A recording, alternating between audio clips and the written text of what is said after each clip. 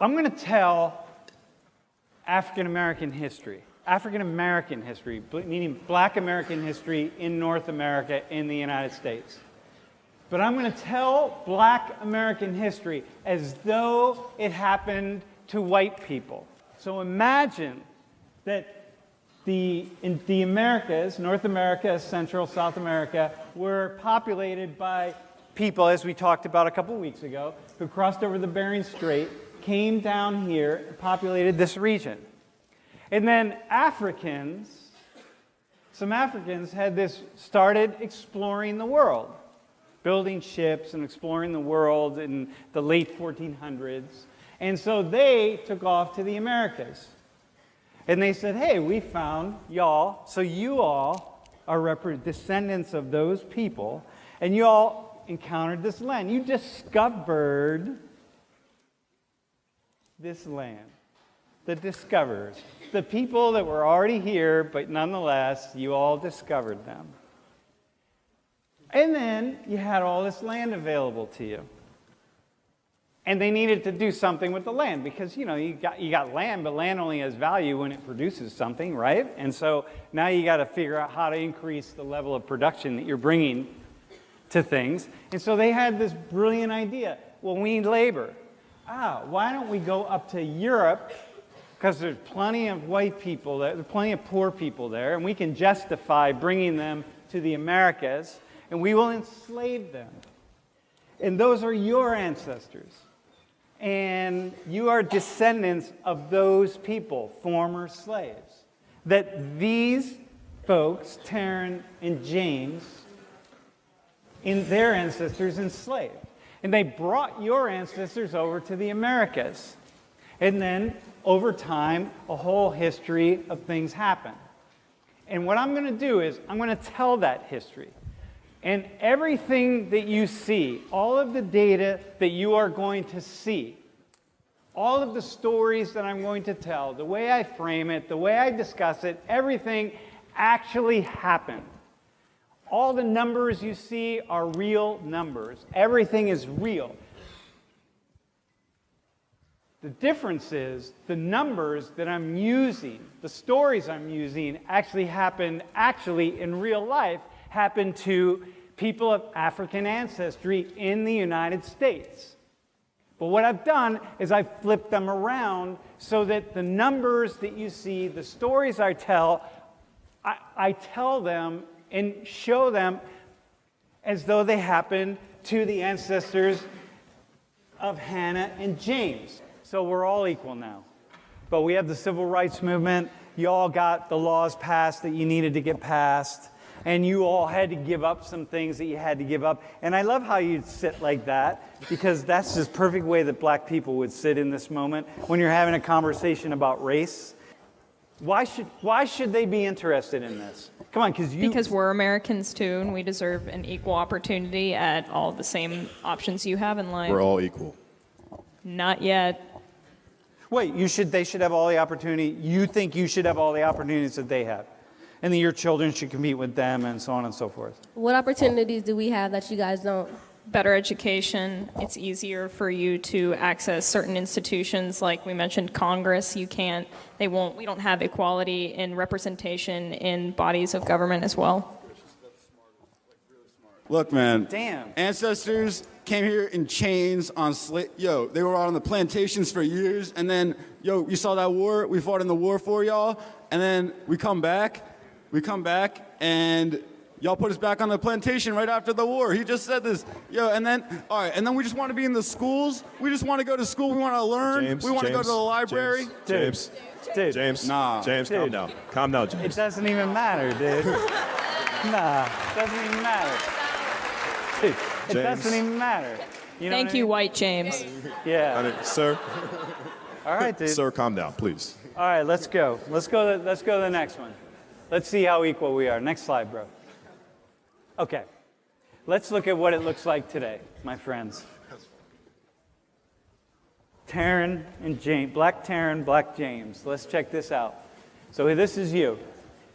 1983. This is change in household wealth. This is everything people own, their retirement accounts, their homes, their cars, all their assets, minus their debt. Okay, that's your wealth, minus your debt. So average.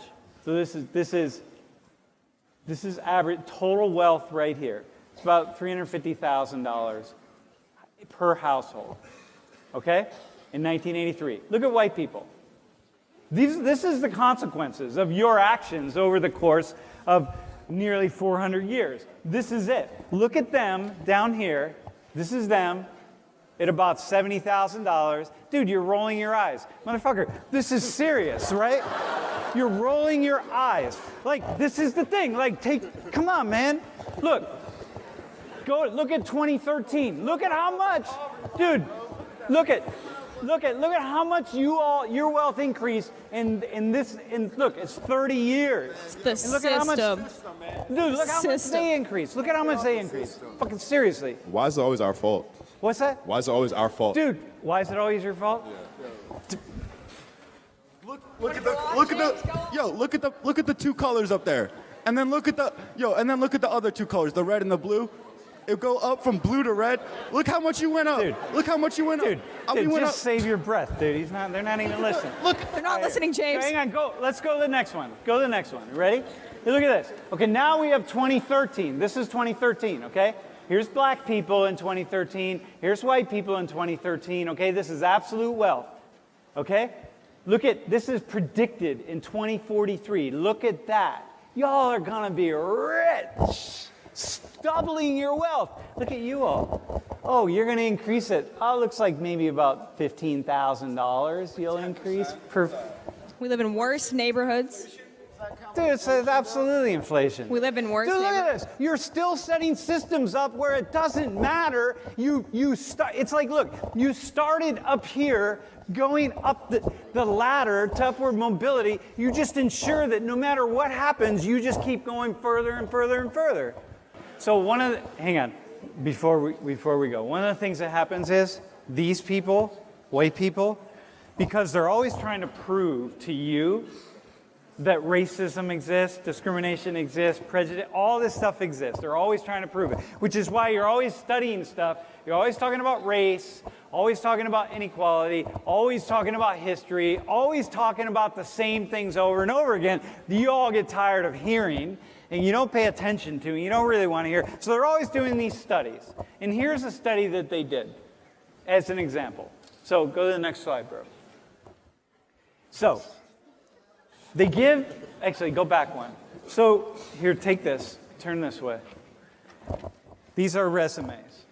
And so you all, white people, get really ingenious about studying, trying to prove to black people that this stuff is still happening, whether it's racist police violence, whether it's inequality, whatever it is. It's like you're always trying to prove to black people who don't want to hear it, because you don't really care, that this stuff is really happening. So here's one. Ready? They get these two people who are exactly alike. So imagine these two they're at the same height, they look alike, they have the same hairstyle, they have everything, they're exactly the same. They dress the same, they walk the same, they shake hands the same level of force. They look in the eyes when they shake hands for the same amount of time. They speak in the same way for the same amount of time. Their teeth are the same. Everything is exactly the same. And then we train them, these people, the white academics and researchers, because we're studying inequality, train them to go into situations to see if they're going to experience discrimination in the job market. And so they go in with their resumes, and they have an interview, and they give their resumes to people. Remember, they're exactly the same. The only thing that's different about them is one has dark skin, like y'all, and one has white skin, like y'all. Okay, that's it. That's all. So beautiful study, and we've controlled for everything, and we're gonna see if racism still exists, right? Because you gotta really show black people that this shit's really happening, because they're in such denial. So we go in, right? Now, the only difference is we split up. That sometimes the black guy has a felony drug conviction, and sometimes the white guy has a felony drug conviction. Okay, and so we're just gonna see like how much that matters. All right, next slide. So we know that the person who's most likely to get a call back, right? To be the desired applicant is this guy without a felony drug conviction. Because he's black, you got it? Because he's black people are running the show, and he doesn't have a felony drug conviction. So we know that. So you're like the most highly desirable candidate because you all set up the world like that, right? It's this black supremacy, this black racism stuff that's deeply embedded in society. Who's the second most desirable candidate? Is it this guy with a felony drug conviction? Or is it this guy who's got a squeaky clean record but he's white? Which one is it? Who's the second most desirable candidate? Who's the person who's going to get the second amount of callbacks? Who do you think it is? Him with the criminal record. Him with a criminal record? Who do you all think it is? Oh, it's going to be this guy. Of course, right? Because it's a fair world. Uh-huh. And you think it's this guy with a criminal record too? Bro, I wouldn't give a job to somebody with a criminal record. Like, I would give it to him, man. Squeaky clean record. We're in 2016. Oh, it should give it to this guy, right? Yeah, still But you're the 2016. cynical white person who's like taking all of those fucking inequal. All right, next slide. I'm a little more realistic, I feel like. So here it is. These are the number of people received. This is the percent receiving callbacks. The black guy without a criminal record, 34% of the time you got a callback. The white guy without a criminal record, 14% of the times. But the black guy with a criminal record. Y'all, look at, man, even. When we equalize everything, this guy is squeaky clean, man. He's got the same resume as this guy. Everything's the same. He doesn't have a criminal record. Your people, the system you've created, would still pick this dude with the criminal record. That's racism. Talk about this study then with your white friends. Okay, researchers sent out 5,000 resumes that were identical except for the name. That's it, one name, that's all. Right, because y'all are endlessly doing this kind of stuff, right? And all the name was is Marianne, Brett, Greg, Jill. These are all white names, right? And then Tamika, Ebony, Aisha, Rashid, Karim. These are all names that signify that people are not white. Because I don't think I've ever met a white person named Malika. Maybe so, or Sharnice. And guess who gets the most responses? Who gets the most callbacks? Group 2. What's that? The black name. Group 2. Who gets the most callbacks? No, I mean which group? Group 1 or Group 2? Or you think it doesn't matter? Because the resumes are exactly the same. Probably doesn't matter for you all, right? Next slide, bro.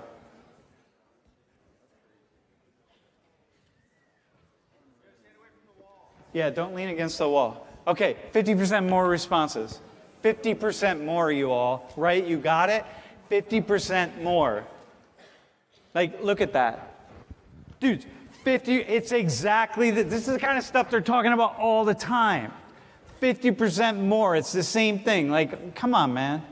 How can we work harder if you're not even hiring us?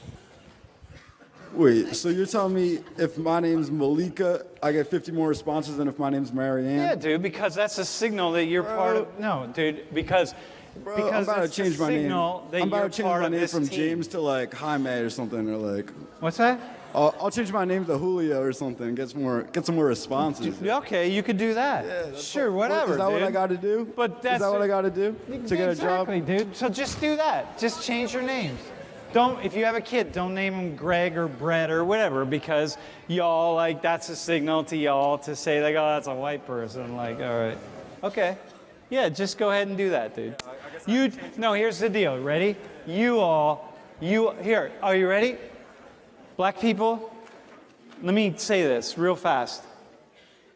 Did you hear what basically he just said? Yeah, I'm about to change my name from white James to black James. Dude, exactly. He said, look, here's what he's saying. Basically, I'll just change myself to fit in so that I don't experience discrimination. So it's like, wait, hang on a second. You've made a lovely system here. Well, you get people on the bottom that you've held on the bottom, and you've held your shoe on their necks forever, and you basically get them to the place where they say, oh, we'll take responsibility for this racism stuff. Yeah, we'll change our names. We'll do whatever we need to do. And you all don't have to do anything.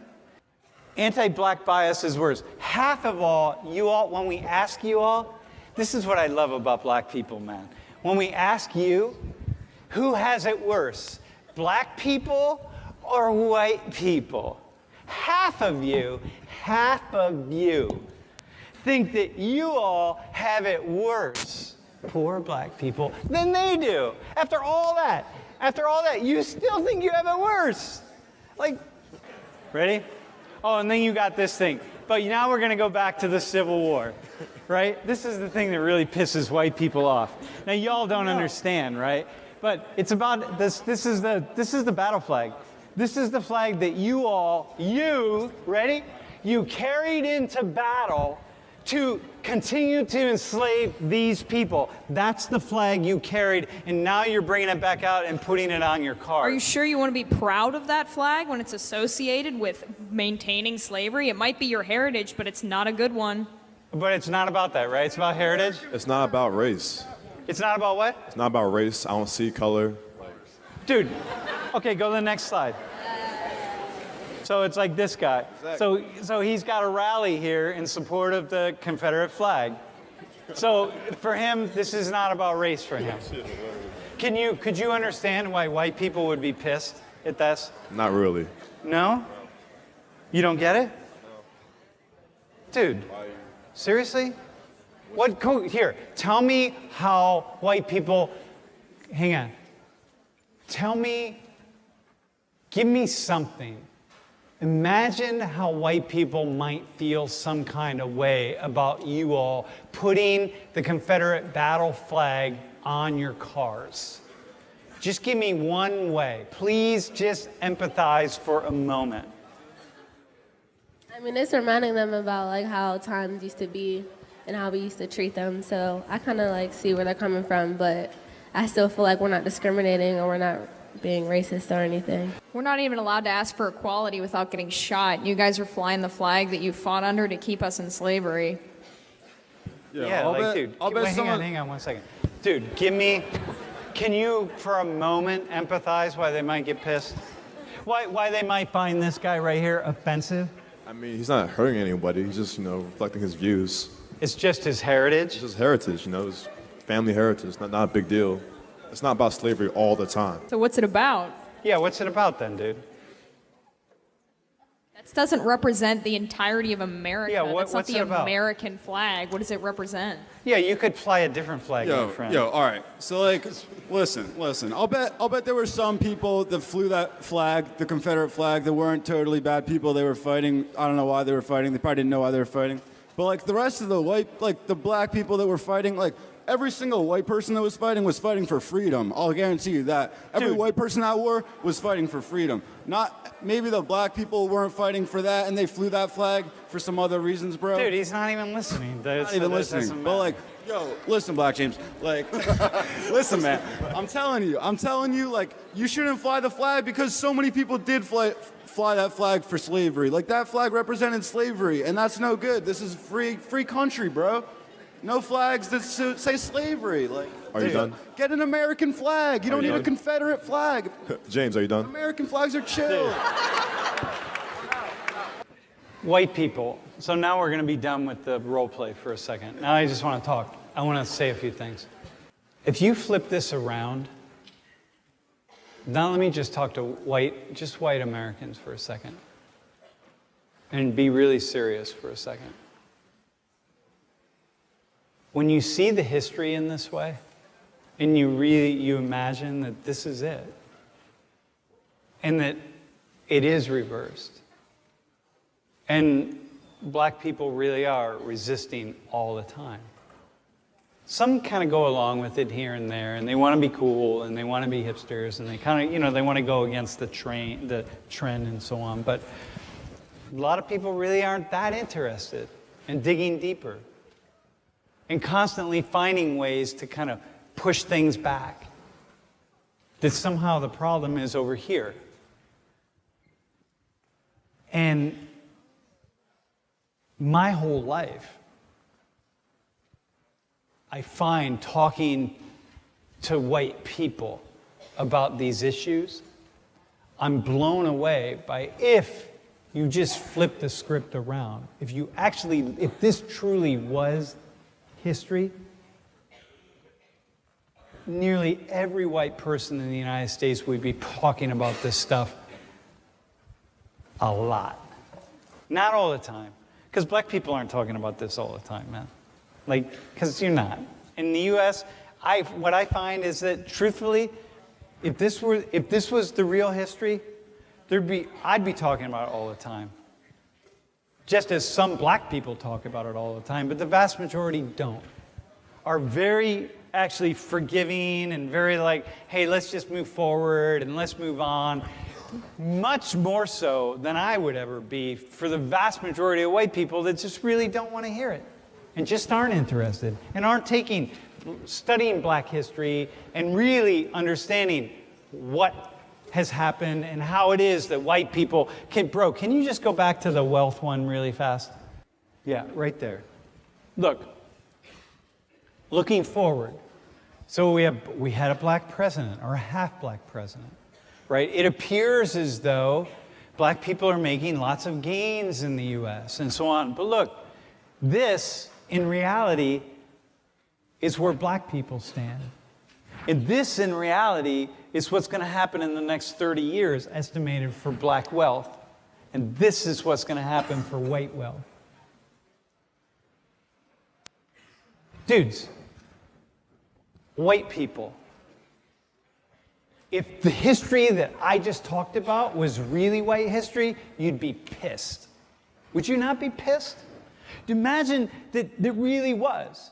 And this is what you were expecting for the people who look like you. And this is what you're expecting from the people who really look like somebody else who doesn't really care and doesn't want to talk about it. Be pissed. So, white people, it's just an exercise to, for a moment, imagine how you might be if you were wearing different shoes. Pump it up!